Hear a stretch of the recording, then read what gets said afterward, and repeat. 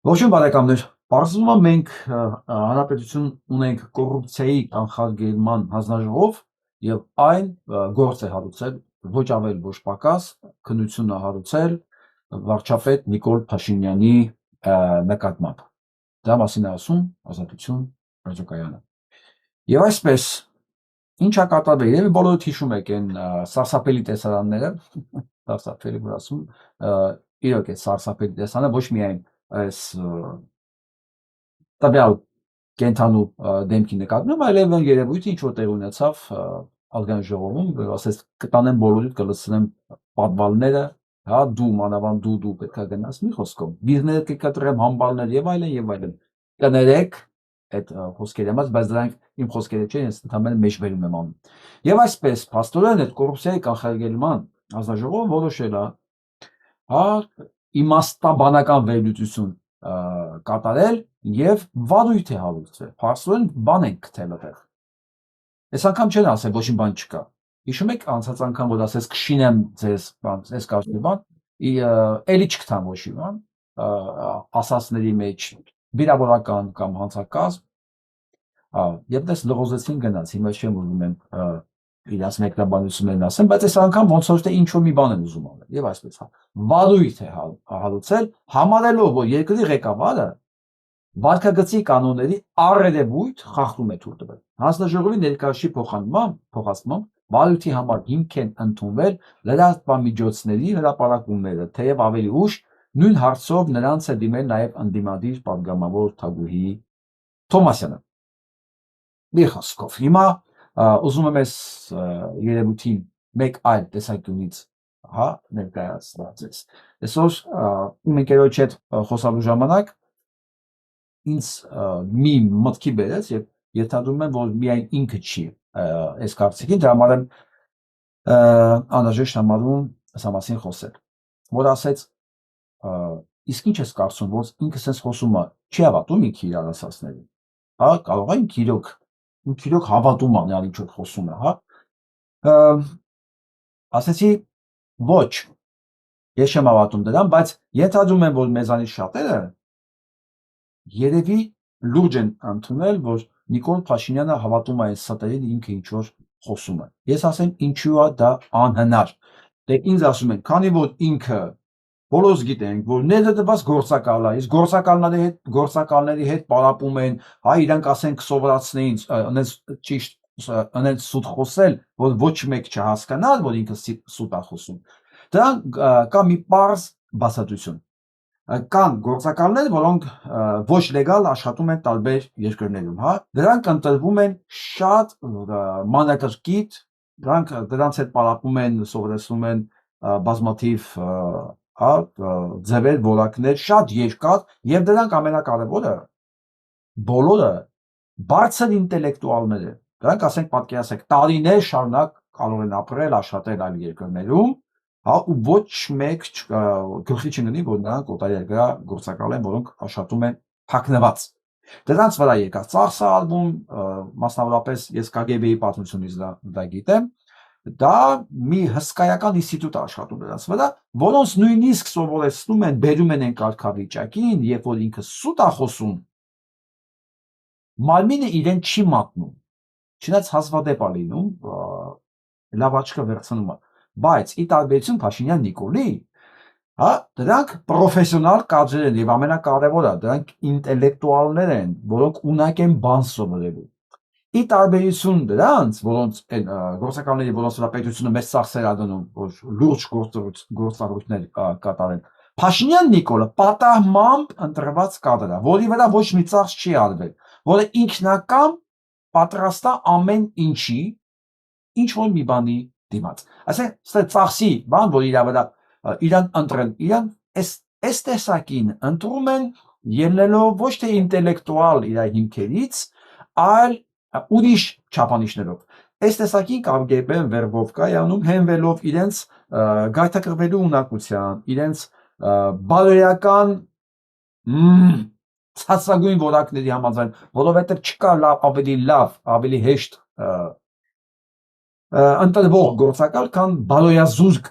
մարդ, հա, դրանք միանգամից համաձայնվում են ամեն ինչի են պատրաստ են եւ Փաշինյանի նման մեկը այս կարգի գործողությունն համար, որը պլանավորվել էր Հայաստանում իրականացնելու, իդեալական տեխնացու էր, որը չունի ոչ մի բարոյական սահմաններ, ինտելեկտ չունի, հետ թե իր սուտ խոսալուց ինքը իրեն չի մատնի, իսկ ինչի է սուտ խոսող մարդը, ոնց է որ իրեն մատնում, հա, սուտ խոսալը բավականին դժվար աշխատանք է օրգանիզմի համար, որովհետեւ երբ որ ենթագիտակցությունը գիտի ճիշտը, իսկ լեզուն պետք է ասի, գիտակցությունը պետք է ասի, սուտը օրգանիզմում սկսում է մեծ ռեակցիա, որ արագանում է սրտի աշխատանքը, արյան շրջանառությունը, մարդիկ այդ ժամանակ ստիպված են մեծ ժեստեր անել, այս կարգի դեմքեր ընդունել, գիտեք ինչի համար, որ իրենց սուտը ավելի ազդեցիկ եւ պարտադրող դարձնեն, հա, եթե նկատել եք, ասենք,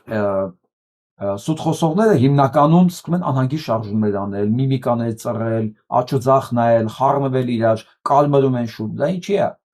շուտ են կալմրում, դա ինչից է, որովհետև գիտակցությունը, ենթագիտակցությունը կոնֆլիկտի մեջ են մտնում, այ մի բան, որ այն պրոֆեսիոնալ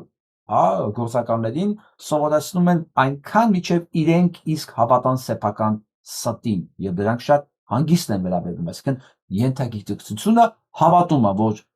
այսինքն Պյոտր Պյոտրովիչը ինքը արդեն Ջեյմս Բոնդն է կամ չգիտեմ, Մայքլ Ջեքսոնն է, կոպիտ ասած, ինք այլևս ասենք այդ Պյոտրը չի ռուսական։ Դա մեծ աշխատանք է։ Իսկ այս պարագայում սանս աշխատանք չկա։ Սանք բերել են, գործը պետք է արվի ցանկացած գնով, եւ ինչ են անում սովորաբար սրանց հետ։ Ինչ էին անում, հիմա ես սանց կանեն թե չգիտեմ, կանեն թե ոչ, ես չեմ կարող ասել, բայց սովորաբար այսպիսի գործականներին, երբ որ սրանք ավարտում են իրենց գործը, մանավանդ դրսում, սրանց հետևից գալիս էր ռուսերեն դրանց ասում են չիստիլշիկ, մաքրող, հա, սրանց ոչ միայն սպանում էին, սրանց ուղղակի ֆիզիկապես, այլ նաև ոչնչացնում են, այդ մասնագիտության մարդիկ գալիս էին, որպեսզի այդ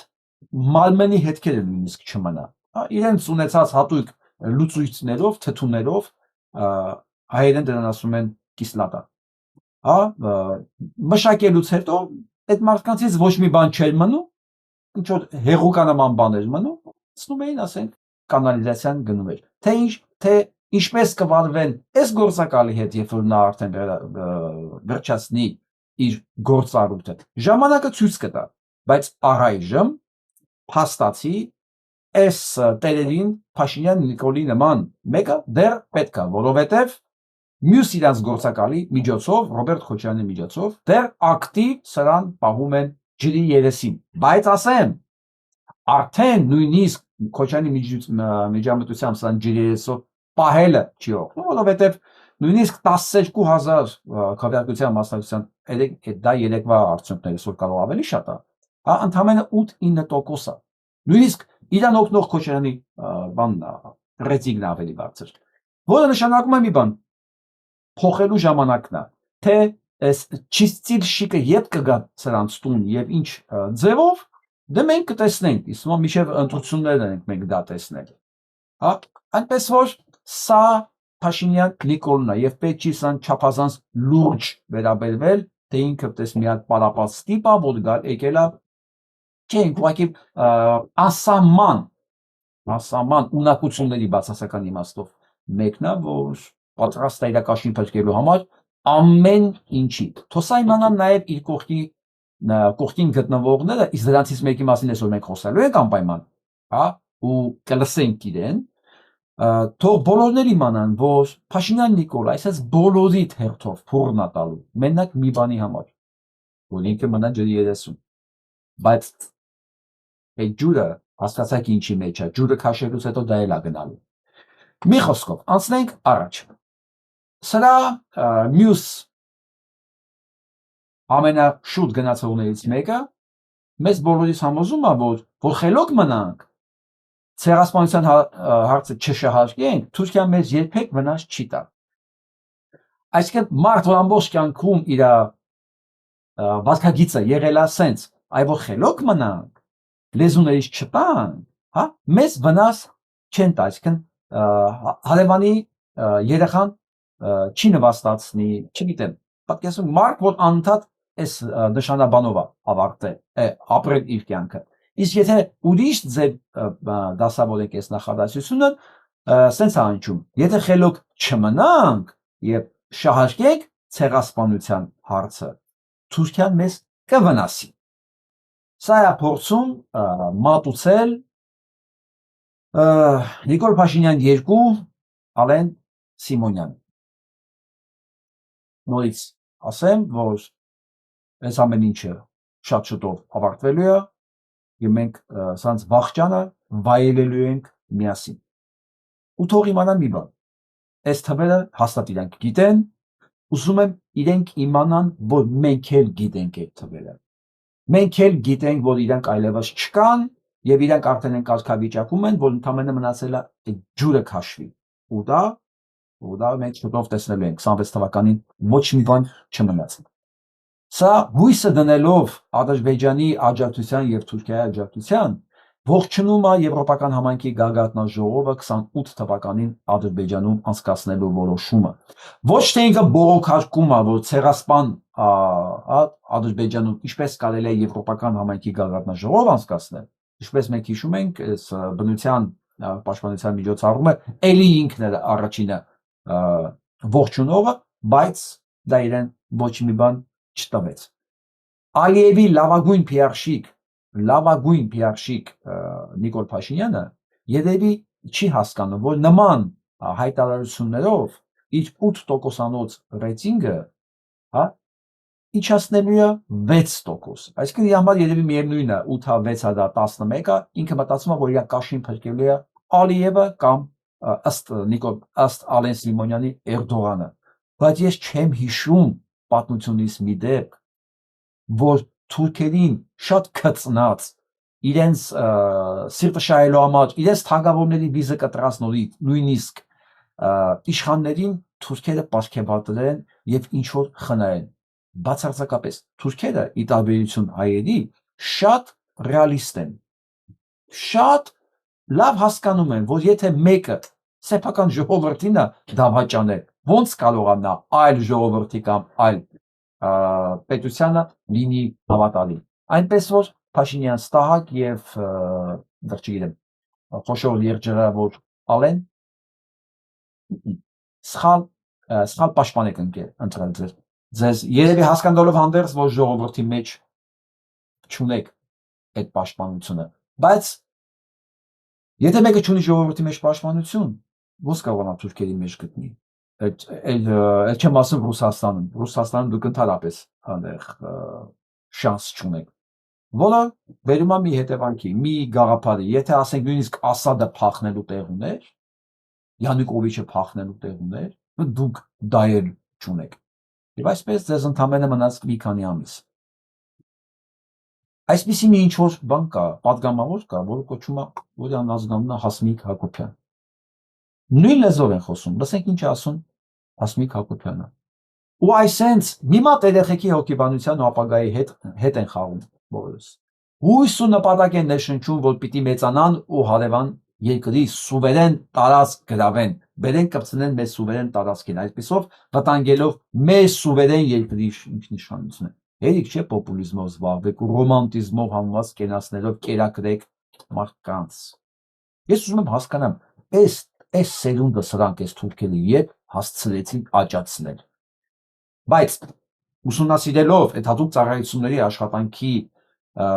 մեթոդիկան, ես կարող եմ ասել, որ իրաց պետք չէր հազարների դաստիարակել, պետք էր ընդհանրապես ընտրել ում են դաստիարակում, պահել եւ մի օր բերել իշխանության, որոնցից մեկը փաստացի Հասմիկ Հակոբյան կոչվող երևույթն է։ Իսկ սրանց մի բան կարող եմ ասել, Հասմիկ Հակոբյաններ եւ մնացած բոլոր ՀՊ-ականներ։ Այսօրվա նայել եք այսօրվա վերջի զանգը,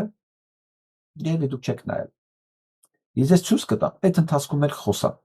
Այդ այսօրվա վերջի զանգի արարողությունը տվել է ձեր բոլոր մտահոգությունների եւ հարցերի պատասխանը։ Իմիջիալոց, ովքեր ունեին այսօր դպրոցն ավարտողներ, բոլորին ես շնորհավորում եմ, բոլորին, եւ մենք իրար կնայենք Արցախի վերջի զանգը ու միասին կհիշենք, որ մենք Արցախի դպրոցականներին վերջի զանգ ենք պարկ իրենց քաղաքում, իրենց ծննդավայրում, մեր բոլորի երկիր Արցախ աշխարհում։ Սա մասին պետք չի մոռանալ։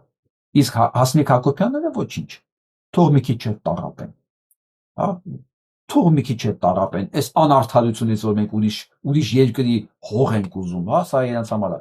Մեր երկիրն է ուրիշ, էլ։ Թող մի քիչ տառապեն։ Մենք իրենց սուրպրիզ ենք անելու։ Այսինքն ոչ միայն ինքը չի տառապում, ստե մի հատ ուրիշ տառապող էլ կա։ Մի հատ լսենք այս տառապողին։ Իրական Հայաստանը պաշտպանող, իրական Հայաստանի քաղաքացու իրական Հայաստանի մեջ ձեր Արցախը երբեք չի մտել իրական Հայաստանի մեջ։ Մեկ թող ոչ մեկ հանկարծ երբեք չմոռանա, որ YouTube-ը կարող է ջնջի այս ձայնարարությունները, կամ մենք այդքան այն հայտնի կենթանու հիշողությունից ունենք, որ հանկարծ սա մոռանանք։ Հիմա հարց այն Արամուսի մուտացված բանջարեղենին եւ նրա գործընկերոջ Հակոբ Ասլանյանին։ Դուք սրան որ վարչապետի տեխնացու եք առաջարկում։ Արդյոք դուք էլ իհարկե ուղղակի հերետորական եմ հարց տալի, հա։ Դուք էլ եք են կարծիքով Արցախը երբեք Հայաստան չի եղել։ Չնայած եթե դուք այդպես չմտածեք, դուք ԿՊ-ում տեղ չէիք ունենա, բայց ուզում եմ բոլոր եւս մի անգամ հիշեք, ով ան այս կենթանին Նիկոլի Էդմոնդը, ժամանակին Ծառուկյանի Էդմոնդը, հետո Սերժ Սարգսյանի Էդմոնդը, ով է ինքը, որովհետև 26 թվականից սրանց նորից ակտիվացնել են, իսկ սրանք շան երես ունեն։ Սրանց երեսը դհոլի կաշի է։ Դհոլի կաշի է, զնգումը։ Իրանք նորից գալու են, չեն գալու, իրանք նորից շպրտելու են մեջտեղ, տարբեր ֆորմատներով, հույս ունենալով, որ սրանք կարող են մի քանի տոկոս ձայն բարձրացնեն։ Բայց եթե մեկ արժանապատվություն ունի ու հիշողություն ունի, ո՞նց կարող է ձայն տալ։ Իսկ իմ գործն է, եւ իմ նմանների կարծում եմ գործն է, որ պարբերաբար հիշեցնենք, որ հանկարծ ոչ մեկ չմոռանա ով են սրանք։ Եվ այսպես, գնանք առաջ։ Դե Շանթ Հադուսինյանը ներկայացնելու կարիք չունի, ես վստահ եմ, ուզում եմ մի ակնթարթ ձայնագրություն ունենալ։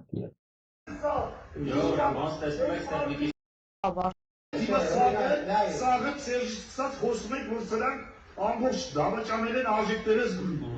դավաճաներին ամեն ինչի։ Ասում եմ մի օրում չի դե մենք այդ արժեքը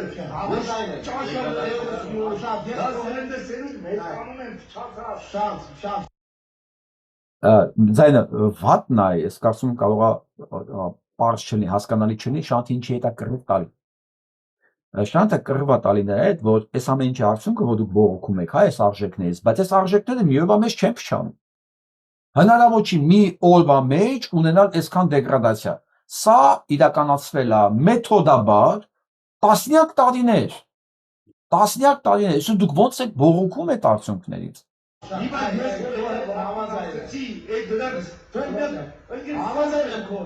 Որ սա է դա չի լուր։ Նա դու պետք է ասել ախպեր, այդ չի ասում Նիկոլը ճիշտ է ես սխալ։ Այս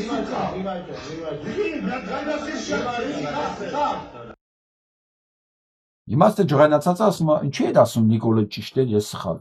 Հայ սուկա։ Սուկան դա ասում են էկ շներին, ռուսերեն։ Հա, որից շատ դե հիշում եք ում խոսքերն ասա, Սերժ Սարգսյանի խոսքերն է։ Այն ժամանակ ինքը բերեց, տվեց, ասեց ինքը ճիշտ է, փաստորեն ես սխալ։ Սա է ասում, ինչի բերես սրան։ Հա, ու այս խոսքի վրա շատ նեղվեց այս հաղորդավարը կողքի։ Ես ասում եմ այսինքն ինչ է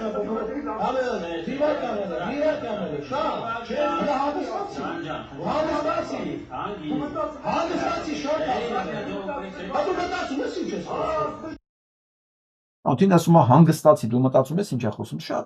շատ ընդամենը Սերժի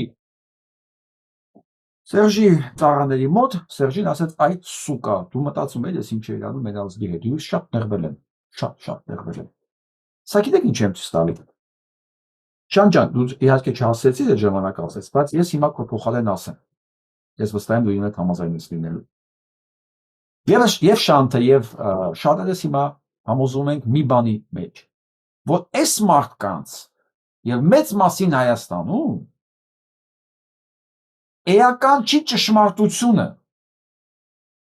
էական չի իրականությունը։ Երբ որ դու ասում ես դու էլ մեղավոր ես սրա մեջ, ինքը չի ասում, բա ոնց անենք, որ սխալվում ենք։ Չի ասում, դու ինչ ես ասում։ Սա սխալ է, բայց ես սխալ չեմ։ Ես եմ ստեղծել այս ամեն ինչը, ես եմ բերել այս ամեն ինչը ստեղծել։ Այս ամեն ինչ որ ես ստեղծել եմ վատն է, բայց ես մեղավոր չեմ։ Հիմա տեսեք, ես վերջերս մեթոդաբար ես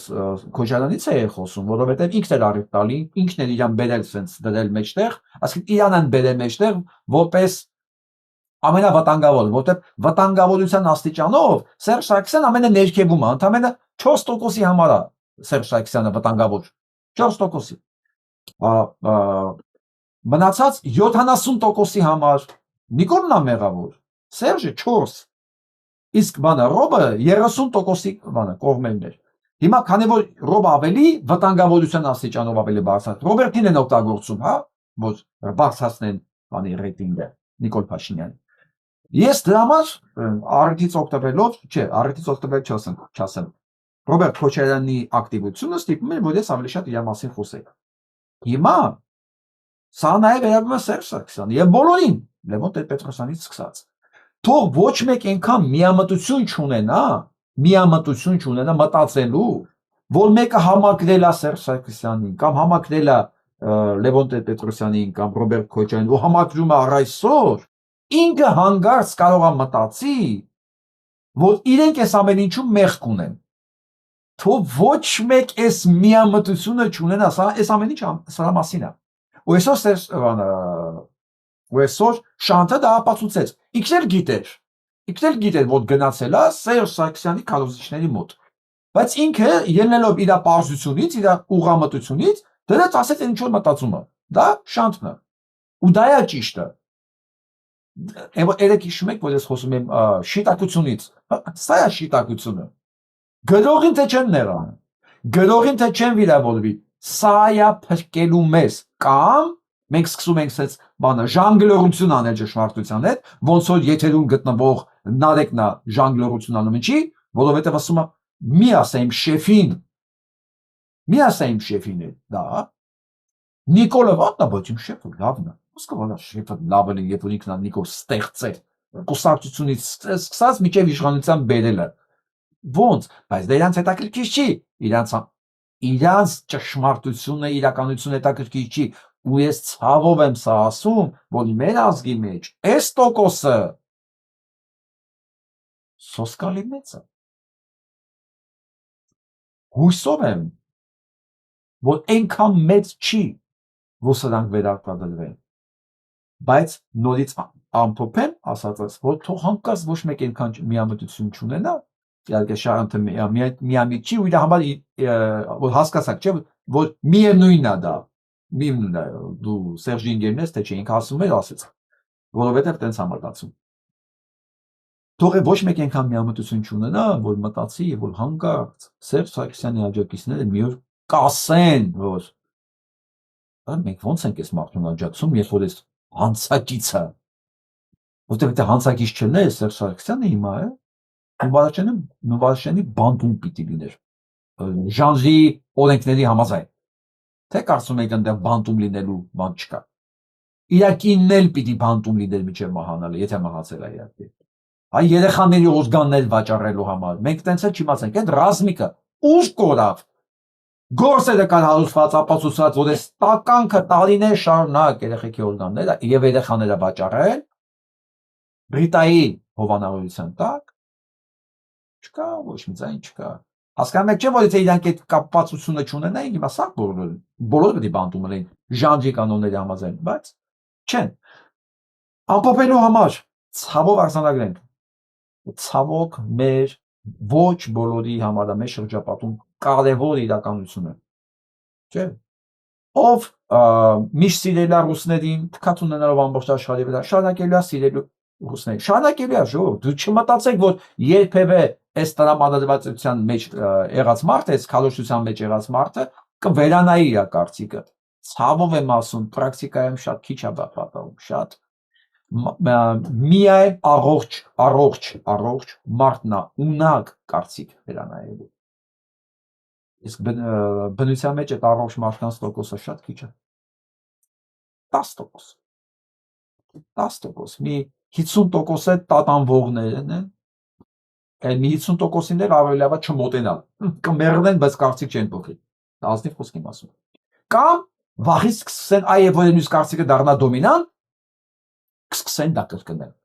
Ես ես ուղղակի մեր պատմությունից նորագույն պատմությունից եմ ուզում հիշեցնել 2018 թիվը միջև Սասնա ծռերը, ապստամբները բոլորի հերոսներ էին։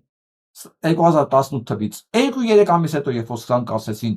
որ տեսակ առանց ձեռքերի, առանց զենքի, ասես սպալելով հեղափոխություն արեցինք եւ դա տերորիզմ էր, ազգը մեծ մասը սկսեցին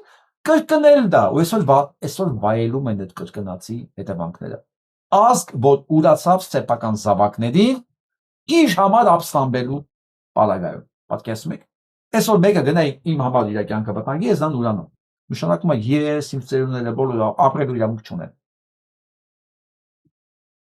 Գնանք առաջ։ Եվ այսպես, հիշում եք, որ ասացեցի, ամեն մեկը իր պատասխանը պետքա տա իր հերթին։ Հիշում եք երևի բոլորդ, որ քնչականից գումար էր կորել, ճիշտ է։ Մեծ գումար էր կորել։ Այսօր պարզվում է, այդ գումար կորցնողը, որ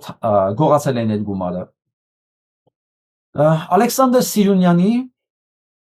պաշտպանյալի գումարն է։ Ով է Ալեքսանդր Սիրունյանը։ Ալեքսանդր Սիրունյանը մոլի Նիկոլա Պաշտ, Նիկոլի հանցանքները բոլորը կոծկող,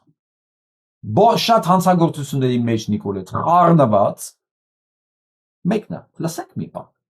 Այս գործով ձերբակալված մարդ կա։ Դեպքի հետ կապված մամուլում տեղեկություններ հայտնվեցին, որ հափշտակության գործով ձերբակալվածը քննչական կոմիտեի տնտեսական հանցագործությունների եւ մաքսանենգությունների քննության գլխավոր վարչություններից մեկի պետի ժամանակավոր պաշտոնակատարն է, որը իրավապահներին պնդում է, որ կատարվածի հետ կապ չունի։ Քննչական կոմիտեի տնտեսական հանցագործությունների եւ մաքսանենգությունների քննության գլխավոր վարչության շենքում աշխատում են ինչպես պետական եկամուտների կոմիտեի, այնպես էլ քննչական կոմիտեի քննիչները։ Մամուլում տեղեկություններ են շրջանառվում, որ ենթադրյալ հանցագործը քննիչի անցագրով մտել է շենք, պահնորդը որևէ կասկածելի բան չի նկատել։ Ավելին, ենթադրյալ հանցագործը գիշերը ուշ մտել է շենք ու ողջ գիշեր մնացել կոմիտեի շենքում։ Ըստ էության, ենթադրյալ հանցագործը հանգիստ ողջ գիշեր մնացել է շենքում, փողը դասավորել եւ միայն առավոտյան աշխատանքային ժամի սկսելուց առաջ շենքից դուրս եկել։ Նշել, որ դեպքի հետ Պատկերացնում եք, այդ ամբողջ քննչականում ուրեմն ոչ մի սենյակում, ոչ մի միջանցքում, ոչ մի կամերա չկա։ Ցանկոց փաստորեն ամեն պատահական մարդ կարա մտնի քննչական, բացանա մտնի ինչ որ շեֆի սենյակ, բացի սեֆը, մնանդ է, փողը վերցնի, գիշերը մնանդ է, ու կամերաները, այդ ախրանան, բան, ոչ մի բան չի ֆիքսել։ Առավոտը դուրս գա։ Հոյակապ վերսիա, չէ՞։ Սենց վերսիա կարող է առաջարկել հանդուրժությանը բացառապես Հայաստանի քննչական կոմիտեն։ Ինչ եմ ասում բացառապես, վստահ լինելով, որ եթե նույն հանրությունը Նիկոլ Փաշինյանը հավատում, պատկերացնում եք, սենց տրամաբանության մեջ ուրեմն մեր ասած վերսիային էլ պետք է հավատա։ Սա ես կարծում եմ, վստահ եմ, վիրավորանք է ցանկացած ինտելեկտ ունեցող մարդու համար, որ դիմացինը կարծում է, որ ինքը սրան պետք է հավատա։ կապված 3 մի շարք փաստաբաններ ու հանրային դեմքեր գրառումներ էին կատարում, որտեղ մտահոգություն էին հայտնում եւ նշում, որ սա առաջին դեպքը չէ, որ իրեն ապացույցներ են կորում պետական հիմնարկներից եւ որ պետությունը չի կարողանում պատշաճ ձևով պահպանել դրանք։ Հարցի շուրջ զրուցել եմ փաստաբան Ալեքսանդր Սիրունյանի հետ։ Բարև ձեզ, պարոն Սիրունյան, շնորհակալ։ Ես զարմացա, որ տեսա Ալեքսանդր Սիրունյանը փաստաբան ու ինչի պետք է խոսա սրա մասին։ Պարզվում է, սա իր պաշտպանյալի գումարն է եղել։ Բարև ձեզ։ Պարոն Սիրունյան, եւ այսպես, հա, նախ սկսենք նրանից, թե սա արդյոք լուրջ խնդիր է մեր համակարգի համար, որ պահպանվող փաստական ապացույցներ եւ այլն, գույք, այս դեպքում գումար եւ այլն, այսպիսի թերացումներ է տեղի ունենում, հա, անհետանում են, առևանգում են, ինչ են անում։ I'm a terrible note. Ասեմ ձեզ, բարև ձեզ, նորից ես չեմ հավատում այդ վարկածին։ Այդ հնդկական կինոյը, որ ինչ որ մեկը այն էլ գիշերը եկավ, ինչ էին տարածել, որ բանա, ես անցագրով եմ մտել, դա շուտ է։ Ուրեմն այդ շենք, որ դու ուզենաս մտնես, նախ պետք է պլաստիկ քարտով առաջի հարկում այդ պատնեշը հատես, որ հասնես լիֆտի։ Հետո դու բարձրանաս 6-րդ հարկ, քննչական վարչության տարած մուտք գործելու համար առանձին չիպ պետք է ունենաս։ Իրանց չիպը քննչականի։ Ինչ արձանագրում պարոն Սիրունյանը, որ դա սուտ է, այսինքն քննչական կոմիտեն մի անգամից սուտ է տարածում։ Հիմա ուզում եմ պարոն Սիրունյանն հարցնել, պարոն Սիրունյան, արդյոք սա առաջի եւ միակ սուտն է պետական մասշտաբի, որ դուք լսում եք։ Ենթադրում եմ, որ ոչ։ Հեսա դուք եք ասել, որ ոչ։ Բայց դուք հետևողականորեն ծառայելու պաշտպանել եք այս իշխանությանը։ Գնանք առաջ։ Իշերը այդ բանորտը ընդեղել ես իմիջ չէ, ցնես չի որ 300 քննիչ աշխատում պահակը տեղը չբերեց այսօվա։ Սուտը։ Մենք ունենք համոզմունք, քանի որ այդ գումարը ես ոնց հասկանում եմ մեր վստահորդի գումարին է վերաբերում։ Այդ գումարը վաղուց է հափշտակվել։ Այսինքն վաղուց երբ։ Վաղուց, երբ որ 2024 թվականի մայիս ամսին Քննչական կոմիտեի այդ քննիչները եկել էին մեր վստահորդի հոր օֆիս խոզարկություն կատարելու դատարանի որոշումով։ Քրեական գործ կար հարուցված մեր վստահորդի հոր ընկերության վերաբերյալ, որ իբր հարկերից խուսափում է։ Իրականում չէր խուսափում, բայց դա մեր գործը չէր դեպքում։ Եկել են դատարանի որոշման մեջ շատ հստակ գրած էր։ Թույլատրել քննիչ այսինչ ընկերության գրասենյակում կատարել խոզարկություն հաշվապահական փաստաթղթեր հայտնաբերելու համար։ Դա դատարանի որոշումն է։ Հաշվապահական փաստաթղթեր։ Մարդիկ գալիս են, խոզարկությունն անում են, հաշվապահական փաստաթղթերը վերցնում են։ Չգիտես ինչի վերցնում են այս մարդու բոլոր համակարգիչները, բոլոր աշխատողների հեռախոսները, այդ էլ ոչինչ։ Ասում են սեյֆը բաց։ Սեյֆը բացում է։ Մեջի 590,000 կանխիկ ամերիկյան դոլար։ Ասում են, ես ինչ է։ Ասում են տղուս փողն է անձնական։ Բայց ինչի է կոմ։ Ասում եմ, որտեվ իմ մոտ անվտանգությունը պատշաճ է, տանը չի կարա պահի, այդ փողը իրան այս քանի օրը պետք է անձնական խնդիրների համար։ Անդրոմ ես գիտեմ խնդիրը, ինչը լավ խնդիր էր, բան պիտի առնել մարտարդասական։ Փողը հավաքում տանում։ Միամիտ 590,000 լավ խնդիր է, փող պետք է առնել, բան պետք է առնել արտասահմանում։ Իրա պաշտպանորդը։ Հələ չեմ ուզում խորանամ ով այդ պաշտպանորդը, որտեղից իրան 590,000 Հայաստանում, այն էլ սեյֆի մեջ դրած։ Սեյֆի մեջ դրած։ Բայց ինչ որ է։ Սա ուրիշ թեմա է։ Սա ուրիշ թեմա է։ Բանոս իրեն ներված է, որ քննիչներն եկել են նախ խախտումներով հաշվապահական թղթեր վերցնել փոխանեն ամբողջ կոմպյուտերներն են հավաքել, մի խոսքով ու վերցել են 590,000-ը, որ իրավունք չունեին այդ գումարը վերցնելու, վերցրել, տալել են։ Հիմա պարոն Սիմոնյան, դու գիտեք, չէ՞ որ այս քննչական համակարգը, ընդհանրապես այս դատական համակարգը 7 տարի է, նույն ռեժիմով, ինչ ուզում անում է ում նկատմամբ որ պետք է։ Ըստ ցանկության։ Հիմա պարտադիր է հասնել ձեր պաշտպանյալին, որ դուք ձեր մյուս պաշտպանյալ Փաշինյան Նիկոլի կառավարությանը տեսնեիք, որ սա հանցագործների կառավարություն է։ Ընդ որում շատ կասկածում եմ, որ այսքանից հետո ինքը կասի, որ Նիկոլ Փաշինյանի կառավարությունը հանցագործների կառավարություն է։ Որովհետև ով է նշանակում այդ քննչականի պետին, ով է նշանակում այդ դատախազին։ Կարող է ես։ Ոչ։ Ես որ միշտ ասում եմ, եթե միտեղ համակարգային խայտարակություն է, այս համակարգը ոնց ուզում է լինի թակելու է բոլորի դռները։ Նույնիսկ եթե դու ամբողջ կյանքդ քո ամբողջ հավատամքով ծառայել ես այդ համակարգին։ Հիշում եք ես, գրեթե հաղորդում չկա, որ այս մասին չխոսամ։ Հիմա այս հաղորդում բանը համակարգը եկել է, թակել է իր ամենանվիրյալ պաշտպանիչներից մեկի ընկերոջ պաշտպանորդի դուրը շարունակությունը բսեն։ Մենք այն ժամանակ իր փաստաբանը չենք եղել պարզապես, փաստաբան ներկայել չի եղել այդ խոզարկությանը, թե չէ թույլ չէինք տա պարզապես որ ինքը դա բաներ։ Դատարանի որոշմամբ դա նախատեսված չէր։ Այդ փողը տանում է։ Դա 24 թվականի մայիս ամիսն է։ Մեկ տարի առաջ։ Որ սկսում արդեն բողոքել է թվում նաև մեր միջոցով, ասեն ժողովուրդ մարտավարի փողը հետ տվեք, ապօրինեք տարի։ Չեն տալիս, հանգամանք են ճշտում, ասում ինչ հանգամանք ես ճշտում, եթե դու այդ կարգի գործ քո մոտ չունես։ Բայց չփարզենք այդ փողնումն։ Ա քեզ ինչ ունն է։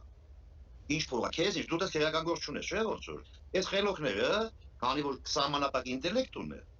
այս խելոքները 5 ամիս հետո, հոկտեմբեր ամսին, փողերի լվացման քերական գործ են հարուցում։ Այս փողի հետ կապված, թե դրա ինչն է ուզում բաղլես, ինչն է լվացել։ Փողը անդր դրած է, մարդն ասում է, այս իմ փողն է, այս էլ թղթերը ոնց են բանկից ստացել։ Մենք սկսում ենք բողոքարկման գործընթաց, որը ասեմ ձեզ մոտ օրերս պետք է դրական արդյունքով արդեն ավարտվեր դատարանում, ու մեկ էլ երեք բարձրվում է,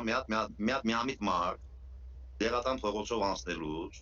ասես ինչ կլինի, մի հատ մտնեմ քննչական վարչություն տեսնեմ, դեր ինչ կա։ Մտնեմ, կարող է փող մող լինի։ Ես այդ գողությանը չեմ հավատում, այդ փողը վաղուց իրանք հափշտակել են։ Իրանք հենց առնչվող պաշտոնատար անձինք։ Համարեք լայս ասում եմ պաշտոնապես։ Մտա, բարձրացավ, գիշերը կեսի պարտել չի ասում։ Ես մեր քննիչը որ բարձրացավ, նախ ես ինչ նոր քննիչ է։ Imagine making 453 Անի տնտեսական հանցագործությունների, մաքսանենգությունների քննության գլխավոր Ես վարչություններից չգիտեմ, ձերբակալվածին չեմ ճանաչում, բայց դա մի հոգու գործ չի, ու այդ փողը իրանք են հափշտակել, ու երեք չեն հափշտակել, դա վաղուց են հափշտակել։ Լավ, եթե իրենք են հափշտակել, ինչու են հիմա հանրայնացնում այսպես դրա մասին։ Որովհետև մոտորերս մեր բողոքները պետք է հանգուցալուծում ստանային, ու իրանք միանշանակ այդ փողը պետք է հանեին տային հետ։ Ահա, որ չտան այսպեսի բան են բեմադրել։ Այո, այո։ Հիմա դու Այդ մարդուն դու ասում ես մի տարի շարունակ ինքն ՀԿԳ քննիչը չէ դրանք, իրանք սա ՀԿԳ է։ Կարևոր գործերով սա պետ մեծ է։ Մարդուն որ մի տարի հայերեն ասում ես ընկեր ջան, դու այս փողը պահում ես ապօրինի։ Ես դատարանը նման բան թույլ չի տվել։ Մարդավարի փողը հետո ըլը չեմ տա։ Բան եմ պարզում, ի՞նչն ես պարզում։ Ինչի ես այդ փողն է։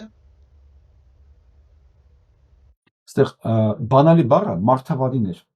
Քո պաշտպանյալի փողը մի տարի անօրինաբար պահում են։ Չէ՞ ժգում մարդավարի։ Ուրա բողոքդ քրական գործը։ Ինչի 6 ամիս հետո սան քրական գործ են հալուցում, դու դինում ես։ Ինչի ձեր կռուգնա, Նիկոլի կռուգնա, բանա փողը մեջ, ես տնավարի, ույսը բողոքումա որ իշխանություն չկա, որ օրենք չի աշխատում, դու ես խախտել այդ օրենքը։ Դու ես խախտել ժամանակին պետք է դիմացել դատախազություն, քրական գործ դիմում քնչի վրա, որ ապօրինի գործողություններ արվել է, չէ՞։ Ժամանակին։ Չէ, այդ իրանք են տալիս, սա համարեք պաշտոնական հայտարարություն։ Հիմա էլ ասում եմ պաշտոնապես հայտարարում եմ, իրանք տալել են այդ փողը, մեջ են արել, ծախսել են, ու հիմա էլ ասում են գողացել է, փողը չկա։ Մենք չենք կարող ոչինչ բան հետ տանք։ Ու այդ հոդվածները, որ իրանք հարուցել են քրեական գործ գողություն ու անփութություն, այդտեղ գողություն ու անփութություն չկա, այդտեղ կա պաշտոնական դիրքի չարաշահում եւ հափշտակություն։ Անփութությունը հիշում եք, այդ Ազատի գոմա զորամասի երեխեքին որ սպանեցին ու վառեցին։ Նույն բառերով անփութություն, ինքն էլ մեղավոր չի եղել, ձերը բան ա եղել, ինգելա բան, բայց ինքն էլ մեղավոր չի, ասես հոդվածը դրեց ու տենց 3 տարի այդ գործը քնած է։ 3 տարի, այսինքն ինչի պետք է չքնել, երբ որ այն աղջկան խփեցին, սպանեցին հղի կնոջը, միջև մա ոչ մի պատասխանատվություն չկա։ Սիրունյան, էսի քո համակարգն է, բա դու ինչ ես մտածում, գուլուն ես այդպես համակարգ, քո պաշտպանյալը պետք է այդ համակարգի զոհը չդառնա։ Նորից կրկնեմ, ում համար դեռ պարզ չի Հայաստանի Հանրապետության այս իշխանության առավելություններից որ օգտվում է, որովհետև այն որ չի օգտվում, իր համար նորմալ է, որ ինքն ունենալու այս հալվածների տակ։ Բայց եթե միտեղ օրենք չի աշխատում, դու ուզում ես սրանց ծառաների, պրոպագանդիստների, ոնց ուզում է, գալու է նոր, տարբեր ձևերով, քո դուրը այս կեղտոտ համակարգը հակի։ Իսկ ապահով ապրելու համար մարդիկ ինչ են ստեղծել սահմանադրություն, օրենքներ, երկիր, միջավայր, ինչի են այս ամեն ինչը արել, որ իրենք ապահով ապրեն։ Մարդիկ վաղուց գիտակից մարդկանց մասին է խոսքը։ Վաղուց հասկացել են, որ սահմանադրական օրենքների երկրում ապրելը շատ ավելի շահավետ է եւ ապահով, քան ջունգլիներում ապրելը։ Իսկ դուք ես երկիրը վերածել եք ջունգլիների, ասում եմ, քեզ մարդավարի ասում են, այդ 590,000-ը բեր հետ դուր։ Ու սա փաստաբանի խոսք է։ Մարդավարի ասում եք։ Եթե հանցագործություն արի, դու ասում ես հանցագործություն արի, իրավունք չուներ, դիմել դատախազություն ես երկրորդ օրը։ Դու չես արի, չի ասում մարդավարի, այսինքն դու ես գնացել գործարքի, ինչ ես գնացել գործարքի, բա քո հալալ զուրան բանն է, չէ՞։ Քո հալալ զուրան համակարգն է, որ դու մի հատ չես դնելու այդ համակարգին չախեիր։ Այսինքն ուզում եք ասել, որ հիմա թեկուզ կա ձերբակալված անձև այլն, այդ գումարը չի վերադարձնելու, սա դրա համար է արվել։ Ես չգիտեմ, մենք փողը տվել ենք Հայաստանի Հանրապետությանը, մենք նշի որ փողը տվել ենք Պողոսին, կամ ձերբակալված չգիտեմ անունն ինչ է, երթական տաղանդը, քննչական կոմիտեի։ Մենք փողը մեզանից փողը Հայաստանի Հանրապետությունն է, տալու է հետ։ Պատկերացրեք, փաստացես 590,000 վստահ եք, որ չի գտնվելու։ Ով է բերելու ասի, ես եմ ծախսել այդ փողը։ Այդ փողը վերջում ընենց են անելու, մեկի վրա անփութություն բարձեն, պայմանական մի տարի։ Այդ փողը 590,000-ը հետա պետությունը, այսինքն նշանակում է ժողովուրդը։ Ու Ասում եմ, ով ծախսել է, ծախսել բայրելու է, ոչ մեկ պատասխան չի տալու։ Չկասկածեք։ Լավ, սրա վրա Լավ, դու ձեր ինքներդ հարց տվեք։ Լավ, ողը հետ չեք տալիս, գտնում եք, որ Սիրունյանի բողոքները անհիմն են, մենք գործ ենք քննում։ Արա, այ խելոք։ Ինչի դու օրենքը չգիտես, որ քո քննիչը սեյֆում պահում է $600,000։ Դու չես ասում տղա ջան, սա ոնց որ 3 օրում մենք դե հանձնենք կենտրոնական բանկ, կողքի շենքն է։ Դու դա էլ չես ասում։ Դատախազը դել չի ասում։ Այն դատախազը, որ ասեք Ստեփանավանում 90 քառակուսի մետր հողամասը իրան հետաքրքիր է, դատարանը մտնում հայցերը հարուցում։ Ուրեմն քեզ հետաքրքիր չի որ $600,000 կանխիկ դոլար է պահվում, սեյֆում։ Իբր։ Ինչի եմ ասեմ իբր։ Իրանք այդ օրենքը լավ գիտե, որ 3 օրում, եթե սա օրինական փող է, սա պետք է գնա կենտրոնական բանկ պահման։ Էս է օրենքը։ Հիմա հա դու ինչի՞ չես տարի կենտրոնական բանկ փողը։ Բացատրեմ եմ ինչի չես տարի, որովհետև այդ փողը արդեն վաղուց չկա։ ունեք մոտավոր շրջանակ ովքեր կարող են ձեր բարերացած հապշտակել քննչականի ղեկավարությունը։ Բավեր կպարզենք, այսօր մենք գլխավոր դատախազին հաղորդումն ուղարկել ենք, ոչ դες հարգելի ընկեր դատախազ, ընկերուի։ Մենք ձեզ արդեն ամիսներ շարունակ գրում էինք, որ ապօրինի փողը պահվում քննչական կոմիտեում դուք չէիք արձագանքում։ Հիմա տեսակ ինչ եղավ Թաթեի ասած։ Հիմա ձեզ հաղորդում ենք տալիս, ոչ որ թե այդ հաղորդման կարիքը պետք է չլներ, դուք մեր առաջի դիմումից պիտի հասկանայիք, որ խնդիր կա։ Հələ 6 ամիս, 7 ամիս առաջ գրած։ Բայց քանի որ չեք հասկանում նորմալ գրական հայերենով, գրում եք ձեզ ժողովրդական հայերենով, որ տեղի է ունեցել պաշտոնական դիրքի չարաշահում, առանց դատարանի որոշման, մարդու փողը տարել են, կենտրոնական բանկ չեն հանձնել, տարել են առանց համարակալման, վերադարձնելուց հրաժարվում է։ Ու տեսակ ինչ եղավ։ Սա ոնց որ թե պաշտոնական դիրքի չարաշահում է։ Հիմա ես տեսնեմ ինչ է ազգանունը, Վարդապետյանն ինչա պատասխանում։ Սա հանցանքա թե չէ։ Այդ ժամանակ սկսենք հասկանալ, այդ $590,000 քանի տեղը կիսվի։ Վարչության պետնովը, ով ուզում ալնի, գորեր ինչ էր, վարչության պետնովը, որ դες թեմայի մեջ մտնի։ Այդ փողը վաղուց չկա։ Սա նրա ցուցիչն է, որ քննչական ապարատը աշխատում է թերություններով, մեղմ եմ ասում։ Իսկ հիմա որ ասեմ, թե ասեների նույն երկը միացրել Սիրունյանը, իր դատախազը տեղյակ չի, որտեղ աշխատում։ Ու իր գործառույթները որոշ։ Թող լսի ու էլի նեղանը։ Սա հենց դրա ցուցիչն է։ Իսկ ինչի սա առաջի դեպքն է, իսկ արաբկիրի քննիչները, որ ապաշտարապլան էին ծախում կաբինետում 4 հոգի, ինչ եղավ այդ գործը։ Դատախազ մարդ դատվավ այդ գործը։ Թե չէ, ես ինչքան գիտեմ չի դատվել ոչ մեկ։ Ոչ մի քննիչ պլան ծախելու համար իրեն ապացույց պլանը որ կաբինետում էին ծախում։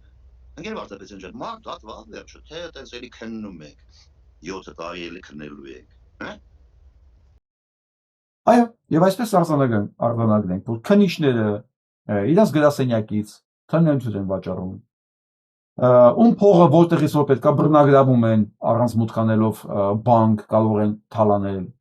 Իրանք էլ գիտեն այդ բոլորի այդ մասին, դատախազությունն էլ գիտի, քննիչներն էլ գիտեն, բոլորն էլ ինքն էլ որպես վարչապետի, իր սիրած վարչապետի վստահված մարդ, ինքն էլ գիտի, որ ամեն ինչը ոչ մի նշանակություն չուներ փաստել։ Ես մի հատ ուրիշ բաներ եմ ուզում ասեմ պարոն Սիրունյան։ Պարոն Սիրունյան, ձեր ասած այդ բան դատախազը ինքը նույնիսկ Հայաստանի Հանրապետության սահմանները չգիտի որտեղ է։ Սահմանները ինքը նույնիսկ չի սահմանում Հայաստանի Հանրապետության տարածքից թուրքերին տրված գյուղերը դրանք Հայաստան էին, թե Հայաստան չէին։ Ու դա եղել է արդեն 1 տարի առաջ։ Ու դա եղել է հենց այդ դեպքից ընդամենը 1 ամիս առաջ։ Անցած տարվա ապրիլին։ Հա, միշտեր ձեր դեպքը եղել է մայիսին։ Դուք ասում հանգիստ ես ամեն ինչի վրա աչք եք փակել, ուսել նեղված եք, որ նույն դատախազը անտեսել է ձեր նկատմամբ կատարված անօրինականությունը, բա ինչ պետք է լիներ, եթե դուք թքած ունեք այն անօրինականությունը, որ կատարվում է Հայաստանի Հանրապետության ընդհանուր մեր բոլորի նկատմամբ, ինչ մտածում եք, որ մի օր դա ձեր դեմ չի գալու, սա եւս մեկ ապացույց, որ Ալենից մինչև վերջի Սիրունյանը պետք է հասկանան մի բան։ Դուք համահանցակից եք, այ հիմա պարոն Սիրունյան, դուք ձեր պաշտպանյալի փողը կորցնելու եւս ամբողջ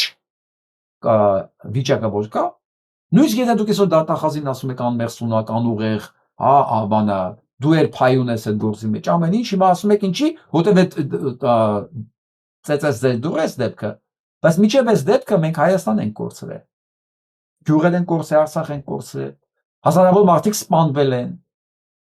Բայց ինչ եք մտածում, որ ձեր կողքով ցած պետք է անցնել։ Ինչա որ դուք մեղրու կարակ հարաբերություններ ունեք, հա, ԿՊ-ի հետ։ Դա է հույսը։ Չէ, թող ոչ մեկ հույս չունենա։ Որովհետև չի լինի բնության մեջ տենց, ուղղակի չի լինում, էլի, եթե դու ապրում ես մի միջավայրում, որտեղ մի բան այն չի, ո՞նց կարող է այդ բանը ձեր դեմ չգա։ Ո՞նց կարող է այս երեխեքին դուք զրկելուց հետո իրանց միջավայրը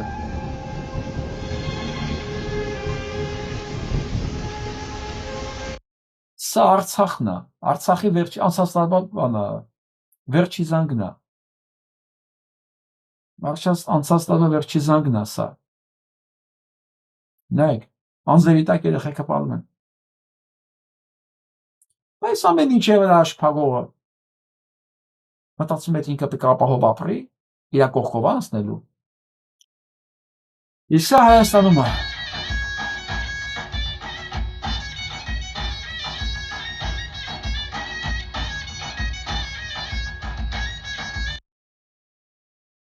Աղջիկներն յա խրուշապահում կարող է չի նայվում, բայց ոչինչ։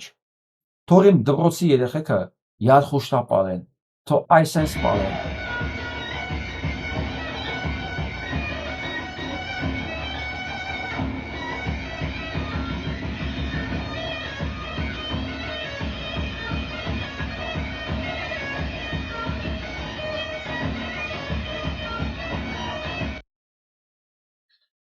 Ինչու եմ ես այսօր կամ ես նշանակություն տալի ես ազգային պարերին, ինչու, որովհետև սրանք այն բանն է, որ խանգարում է Փաշինյանական իշխանությանը հանգիստ նստել իրենց բազկաթոռներում։ Ամեն անգամ այս զուռնի, դհոլի, ձենը լսելուց, այս երեխեքի պարը լսելուց սրանք վեր են թռնում, սրանք հասկանում են, որ իրաց ամբողջ այս խայտարակ դավաճանություններն ու մասսայական սպանությունները չեն ազդել այս մարդկանց էթնիկ դրսևորումների վրա, ինչքան որ փորձեցին ասել դու եթե բանը Հայաստանի մասին ես մտածում դու հետամանացես, ազգային ես հետամանացես, ինչքան սրանք ասեցին այնքան հակառակն եղավ, ինչքան սրանք սպանեցին այնքան ավելի տակից ավելի ուժեղ երեխեք են ծնվելու,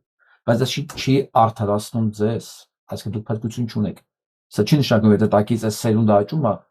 ձեզ ներվելու է այդ սպանությունները, բացարձակապես։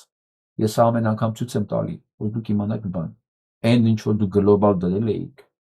նույնիսկ մեզ այսքան վնասելով, դուք չեք հասնելու դրան։ Այնքան օրեկան նամակ ու հեռախոսազանգ, որ ես եմ ստանում ձայնայինով, բանով, ես որ նոր մարդն դեռ չեմ ճանաչում շատերին, կեսին հասկանում եմ, հասնում եմ կարդան, տեսին, չեմ հասնում կարդան, բայց ես տեսնում եմ, որ ես նույնիսկ ես չգիտեմ ոնց եմ ընտրում ում լսել, ում կարդալ, ում պատասխանել, շատ է։ Գուցե այս պատահական մատս կպտում է, արդեն ստիպված կարդում եմ, այսօր այսպես տեքստեր եմ կարդացել։ Ես այսքան մարդկանց որ կարդում եմ, լսում եմ, այսօր տեսնում եմ, ես ավելի եմ վստահ լինում նրանում, որ այն ինչ որ մենք իրար անում ենք, դա ճիշտ է ու պարտադիր է, ու անհրաժեշտ է, ու երանի թե այս պարը, այս երգը, այս միտքը կարողանալ մտնել բոլորի տները, ցավոք, սահմանափակ մարդկանց է սա ինչը հասանելի դեռ, բայց շնորհիվ ձեր ակտիվ տարածելուն մենք ունենանք մի օր այն լսարանը, որը որակական փոփոխություններ կմտցնի։ Մոտարապես գոնե եթե 10 անգամ մեծանա, 10, հա, մենք ունենանք արդեն պարտադրող շերտը, որ ինքը էսթետիկա կպարտադրի, որ ինքը նորմատիվներ կպարտադրի, որ ինքը մշակույթ կպարտադրի եւ ասենք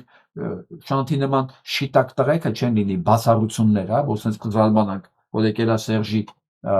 տաղավար ու Սերժին ասում է սուկա կներեք արտահայտության համար, չնայած դա գրական խոստամար է։ Սերժի ցանկացած մեկին հրավիրելուց արդեն կմտածեին, որ շանթի նմանները միակ չեն։ Շիտակ մարդիկ շատ են, այս էլ կարող ասեն, էլ կարող ասեն, ու իրանք չէին վատանա տենց, հա, վեր թռնեին, ոնց թե իրանք աստվածին վեր ասեցին այն ինչ որ կա։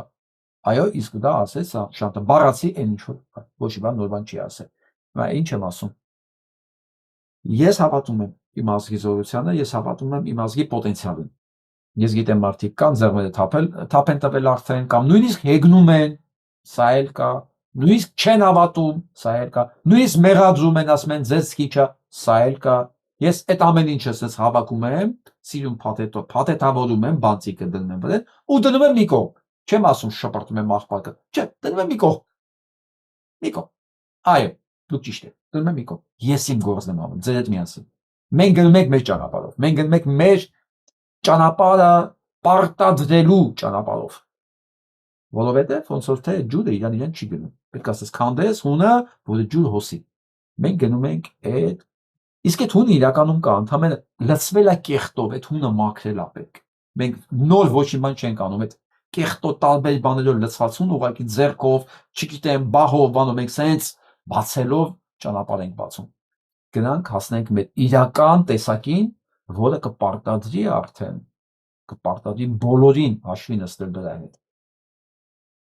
Կամ մենք կբացենք այդ ճանապարհը, այդ ջուրը կգնա կհասնի տեղ, կամ այդ ջուրը ցես փոս կտարածվի կողքերով ու տեղ չի հասնի։ Ես ընտրել եմ բացելու փոլերի բանը տարբերակը։ Ես վստահ եմ դուք եք։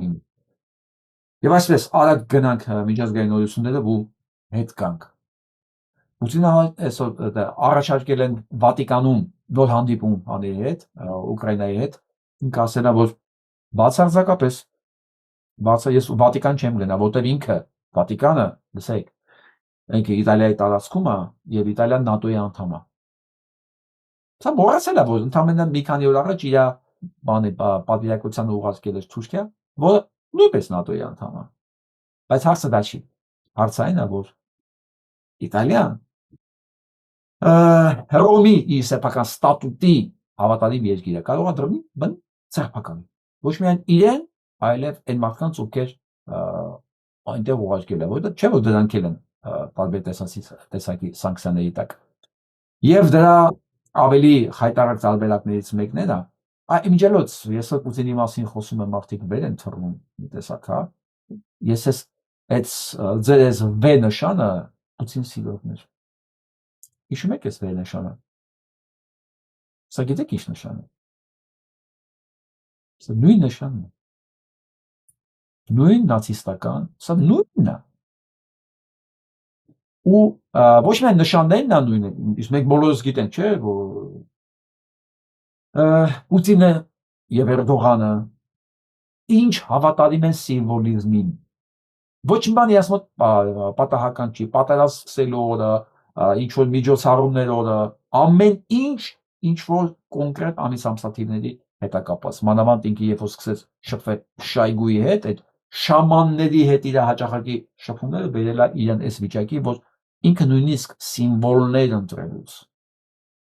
պատահական չի ընտրել։ Ու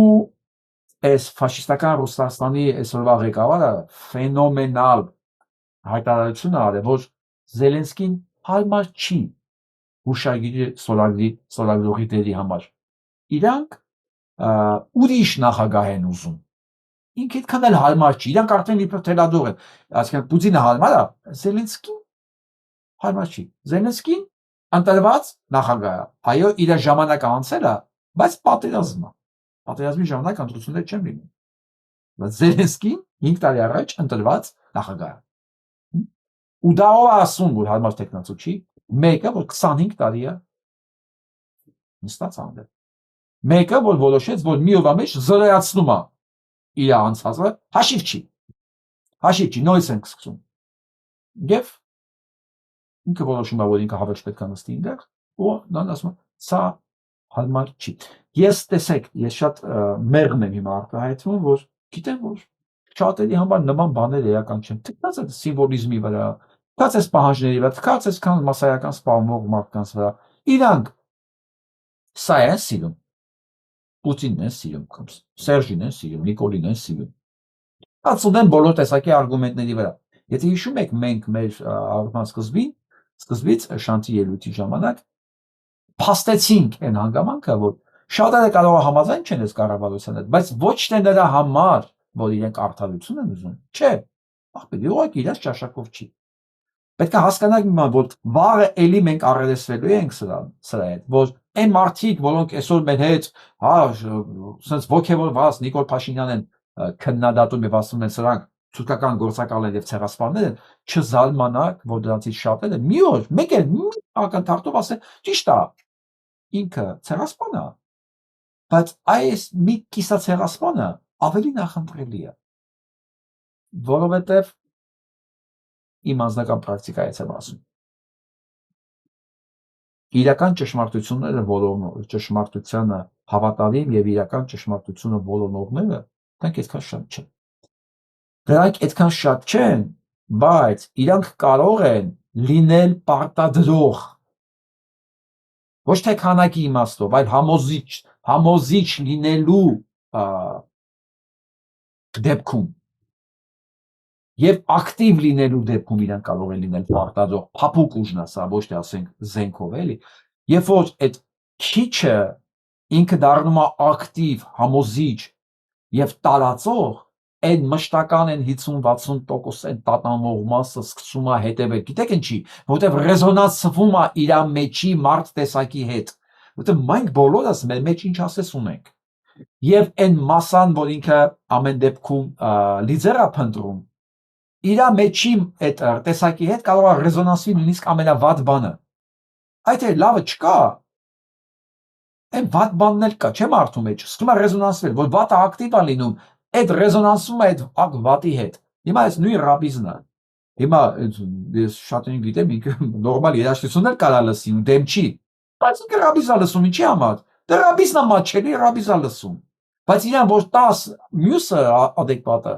ինքը կլսի դա, ինքը չի մերժում, այ հիմա այս միջին այս 50-60%-ի մասին է խոսքը, այն հավատալիմ անզիջում պարզ ու շիտակ մարդիկ իրենց վրա առաքելությունն են,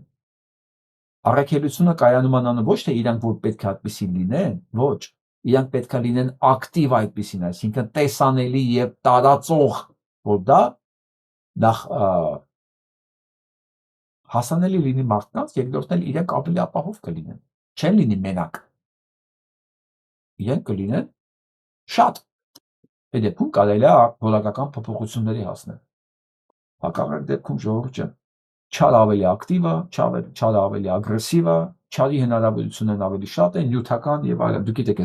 ինչ նյութական ռեսուրսներ են օգտագործում բանը Ռուսաստանը, Հայաստանը, իր 5-րդ շարասյան վրա եւ միջոցով ամբողջ մեդիան իրաց ձեռքում է, կառավարությունը իրաց ձեռքում է, մի խոսքով, բայց այսինքն շնորհիվ փոքրիկ, չասեմ փոքրիկ, հա, անհատների, քիչ քանակությամբ անհատների կարողանում է դուրս գալ այս ճշմարտությունը ջրերից եւ այդ մարդիկ ինչքան ակտիվ լինեն, այդքան այդ տարածողներ ավելի շատ կլինեն, այդքան մարդիկ ավելի շատ կմիանան, մի խոսքով դա ձնագնդի էֆեկտն է, այն ժամանակ մենք կարող ենք հասնել նրան, ինչին մենք ուզում ենք եւ ի վերջո այս չմոռանանք նաեւ որ այս խայտարակ բանը որ անում է Պուտինը բերում է նաեւ հակառակ էֆեկտների Գերմանիան իր զորքերը տանկերը բերել մտցրեց Լիտվա սա այն է ինչին նա հասավ 3 տարվա ընթացքում ինքը 3 տարվա ընթացքում այնքան սպառնաց աշխարհին ոչնչացումով զենքերով գրավելով հիշացնելով ինքը հա բերեց Գերմանիային նախ Գերմանիայի միջև կբերեր ուրեմն հանեց քանդեց ՆԱՏՕ-ն Թրամփի ձեռքով որ Գերմանիան ստիպված ինքն իր վրա դնել սեփական անվտանգությունը եւ Եվրոպայի անվտանգությունը ռազմական արդյունաբերությունը հաներ 5%-ի չափ իր հնայի 5% սա ամենաբարձր ցուցանիշն է 5% իսկ դուք պատկերացրեք ինչ է նշանակում գերմանական ռազմական արդյունաբերությունը եթե դա ֆինանսավորվի 5%-ի չափով նշանակում է որ գերմանական մեքենաշինության շատ ֆիրմաները կարող սկսեն ուղղակի զենք արտադրել, հա, ասենք BMW-ն, Volkswagen-ը, Audi-ն սկսի զենք արտադրել։ Ինչպես պատերազմի ժամանակ էր, հա։ Դա ինչ հա լինելու։ Ինչ հա լինելու, պետական պատվերը կա, շուկա, բայց 5% այդ բանը մտնում է զենքի պատվերների տակ։ Եվ ոչ միայն բարձրացավ իր բարձրանալու է դեռ իր ռազմական ակտիվությունը, այլև իր տանկերը, էլ եկան հասան ռուսական սահմանին։ Սա այն էր ինչ ստացա Ռուսաստանը իր այս նեոֆաշիստական դրսևորումների արդյունքում։ Այսօր մեկ ինձ գրել էր, ինչպես ես չեմ ամաչում, չէ՞ որ եթե ես մի քիչ բան գիտեմ, մի քիչ ինձ խելոք եմ համարում, դա սովետական կրթությունն է։ Ես քանի որ արդեն սա որերորդ անգամ է կարդում եմ, գուցե այդ նույն մարդն անդադ գրում, չգիտեմ, բայց երևի մարդել կա, մտածումը չի գրում։ Ես իրանց պետքա մի բան հիշեցնեմ, որ կրթությունը դա գիտեք ինչ, մեկ անգամվա process չի։ Թե չէ բոլորը կլինեին հանճարներ։ Թե չէ բոլորը Հայաստանի մեծ մասը համասարան ավարտել եւ բարձրագույն ինստիտուտ։ Բայց դժվար թե բոլորին ասել հնարավոր լինի կոչել խելացի եւ բանիմաց։ Կրթությունը դա ես Աննա Հակոբյանն եմ ասում, բայց կրթությունը դա հաց ուտելու, լվացվելու, հա, չգիտեմ, անձնական խնամքի մի ձև է։ Դա հոգու եւ մտքի խնամքի ձև է կրթությունը։ Եվ ես սովետական դպրոցն ավարտել եմ 1989 թվականին, դրանից հետո 3 անգամ ավարտել եմ կոնսերվատորիան, ասպիրանտուրան, վերջին անգամ ես սովետական կրթության հետ շփվել եմ 2002 թվականին ասեմ լավ։ Ասեմ որ լավ, 2002 թվականին էլ դեր կոնսերվատորիայի դիրիժորական ֆակուլտետը դա սովետական ասենք, որտեղ ես ասենք Էմիլ Խաչատուրյանի մոտ էի սովորում, երբ 2000 թվականին ինքը մահացավ, 2 տարի Արամ Ղարաբեկյանի մոտ եմ սովորել։ Դրանից հետո գնացել եմ էլի Լենինգրադ, լավ, էլի սովետական։ Լավ, ասենք, վերջացել է դա 2000-ական թվականներին 25 տարի առաջ։ 25 տարի առաջ։ Ես շատ շնորհակալ եմ այդ կրթության, բայց այդ կրթության համար վճարել են իմ ծնողները իրենց աշխատանքով, իմ պապերը իրենց աշխատանքով, իմ պապերը իրենց կյանքը տալով, այս նույն պետության համար, հա։ Ամեն ինչ վճարվել է։ Ու դրա դիմաց, եթե մենք մի բան ստացել ենք, դա եղել է սովետական կրթություն։ Ու ասել, որ ես ամբողջ կյանքս պետքա դրա համար պարտական լինեմ, ես այն ինչ որ կա, դա եմ ասում։ Բայց ես վստահեցնում եմ,